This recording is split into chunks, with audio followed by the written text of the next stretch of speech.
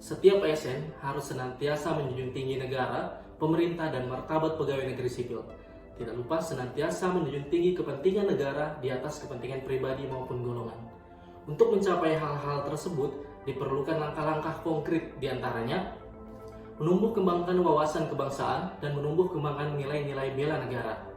Apa sih wawasan kebangsaan itu? Wawasan kebangsaan merupakan konsepsi cara pandang yang dilandasi atas kesadaran diri sebagai warga negara akan diri dan lingkungannya di dalam kehidupan bermasyarakat dan bernegara. Terdapat titik poin penting sejarah bangsa Indonesia yang perlu diketahui diantaranya adalah yang pertama, Budi Utomo. Budi Utomo merupakan organisasi yang didirikan pada tanggal 20 Mei 1908 oleh sekumpulan pemuda yang berkumpul di Aula Stovia. Yang kedua, Perhimpunan Indonesia atau yang biasa disingkat PI. PI didirikan pada tanggal 25 Oktober 1908. PI ini merupakan organisasi yang pertama kali mengisyaratkan penggunaan nama Indonesia dan merupakan organisasi inisiator kemerdekaan Indonesia di kancah internasional. Yang ketiga, Kongres Pemuda I dilaksanakan pada tanggal 30 April 1926.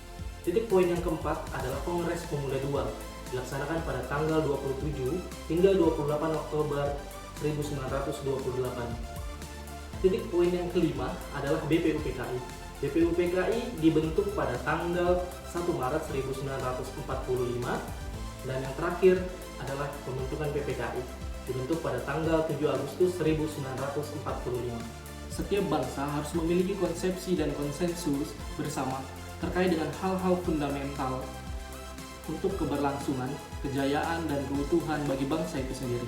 Terdapat 4 konsensus dasar berbangsa dan bernegara Indonesia.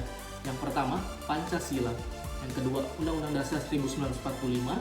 Ketiga, NKRI. Dan yang keempat, Bhinneka Tunggal Ika.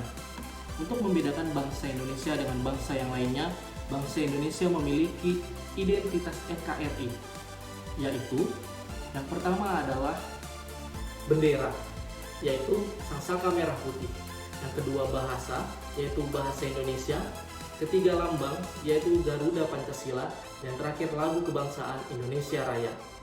Dalam mewujudkan wawasan kebangsaan, perlu diketahui juga nilai-nilai bela negara. Apa sih bela negara itu? Bela negara merupakan tekad, sikap, perilaku, dan tindakan warga negara untuk menjaga kedaulatan negaranya, keutuhan wilayah, dan keselamatan bangsa dan negaranya, yang berdasarkan Pancasila dan Undang-Undang Dasar 1945 yang dijiwai oleh kecintaannya terhadap Negara Kesatuan Republik Indonesia untuk melangsungkan kelangsungan hidup dari berbagai ancaman. Nah, terdapat nilai-nilai dasar bela negara. Apa aja sih itu? Yang pertama, cinta tanah air. Kedua, sadar berbangsa dan bernegara. Tiga, setia pada Pancasila. 4, rela berkorban untuk bangsa dan negara. Dan yang kelima, kesiapan awal bela negara. Contoh implementasi bela negara sebagai ASN. Yang pertama, melakukan pengabdian yang tulus untuk negara. Kedua, melakukan tugas secara profesional. Ketiga, mendorong kesetaraan dalam pekerjaan. Keempat, memegang teguh ideologi Pancasila. Dan yang terakhir, melakukan pelayanan kepada publik secara jujur, tanggap, cepat, dan santun. Modul analisis isu kontemporer. Dalam kehidupan ini pasti akan terjadi perubahan. Perubahan yang terjadi akan menimbulkan masalah-masalah yang terjadi. Untuk itu kita harus mencari solusi untuk permasalahan tersebut. Ada 4 level perubahan lingkungan strategis, yaitu mulai dari individu, keluarga, masyarakat, dan sosial. Untuk memahami perubahan strategis yang ada, kita harus memiliki wawasan dan cara menganalisis isu tersebut. Ada 6 hal yang dibutuhkan untuk untuk menghadapi perubahan, yaitu yang pertama ada modal intelektual, yang kedua modal emosional, yang ketiga modal sosial, yang keempat modal ketabahan, yang kelima modal etika atau moral, dan modal kesehatan. Dengan memiliki modal tersebut diharapkan dapat menghadapi perubahan-perubahan yang ada.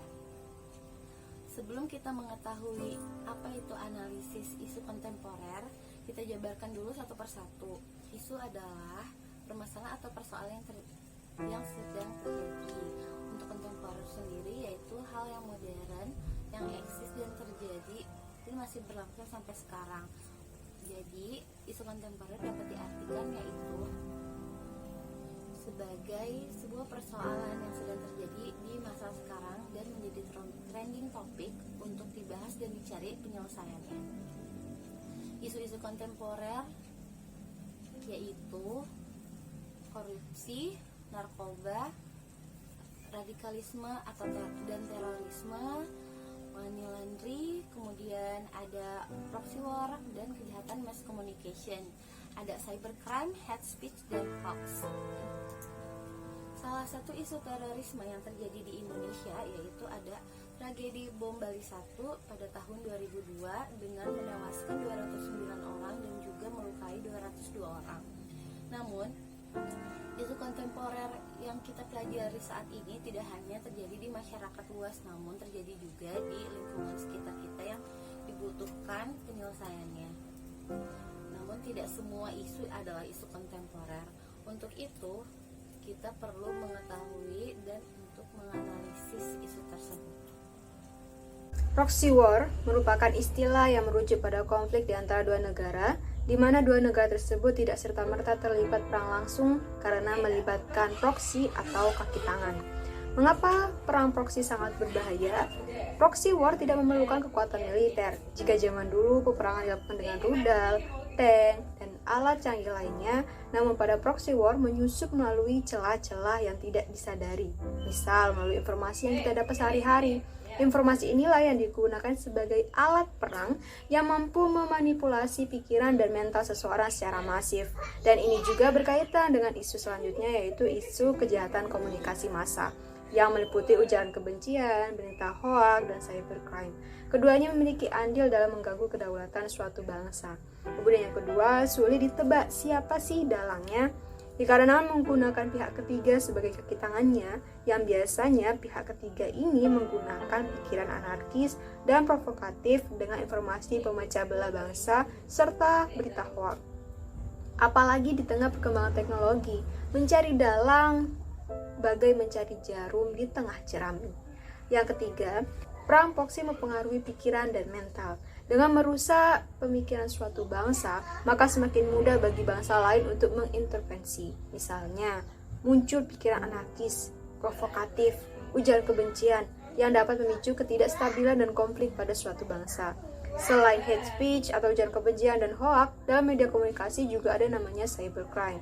Ini merupakan jenis kejahatan yang dilakukan melalui komputer dan jaringan, seperti penipuan online, konten ilegal, penyebaran virus, untuk menyusup, merusak, atau pencurian data. Lalu bagaimana sih cara kita menghadapi proxy war dan kejahatan komunikasi massa? Berhenti menyebarkan berita hoaks dengan bersikap lebih hati-hati dan kritis pada berita yang diterima, serta mengamalkan nilai-nilai dalam Pancasila. Kesiapsiagaan bela negara memiliki tujuan sebagai pembangunan karakter bangsa. Kesiapsiagaan bela negara juga merupakan aktualisasi dari nilai-nilai bela negara dalam kehidupan bermasyarakat, berbangsa, dan bernegara. Kondisi warga negara yang secara fisik diharuskan memiliki kesehatan, keterampilan, dan jasmani yang prima, serta kondisi psikis yang memiliki kecerdasan intelektual dan spiritual yang baik. Kesiapsiagaan bela negara diarahkan untuk menangkal faham-faham ideologi dan budaya yang bertentangan dengan nilai kepribadian bangsa Indonesia. Salah satu contoh dari kesiapsiagaan bela negara adalah dengan meyakini nilai-nilai dari Pancasila sebagai ideologi atau dasar negara Indonesia dalam benak calon pegawai negeri sipil sebagai lini terdepan dari sikap bela negara. Kedua, calon pegawai negeri sipil juga diminta untuk membangun pola hidup yang sehat sebagai dasar dari kepribadian yang akan membangun masyarakat yang kuat sesuai dengan nilai luhur bangsa Indonesia.